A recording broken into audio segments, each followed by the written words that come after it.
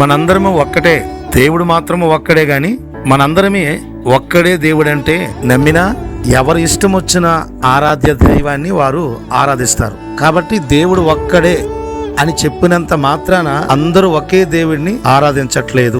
క్రైస్తవులు, హిందువులు, ముస్లిములు ఉన్నారు. ఎవరు ఇష్టం వచ్చిన ఆరాధ్య దైవాన్ని వాళ్ళు ఆరాధించుకోవచ్చు.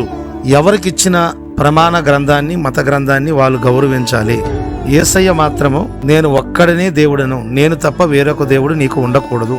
పైన ఆకాశం అందు గాని, ఆకాశం కింద భూమి యందు గాని, భూమి కింద నీళ్ళ యందు గాని ఏ రూపమును చేసుకోకూడదు, వాటికి సాగిలపడకూడదు, వాటిని పూజింపకూడదని యేసయ్య చెప్పాడు. కాబట్టి యేసయ్య ఏం చెప్తాడో యావత్ క్రైస్తవులందరూ కూడా ఆయన మార్గంలోనే నడుచుకోవలసిందే. క్రైస్తవ్యం అనేది మతం కాదు, క్రైస్తవ్యం ఒక మార్గం.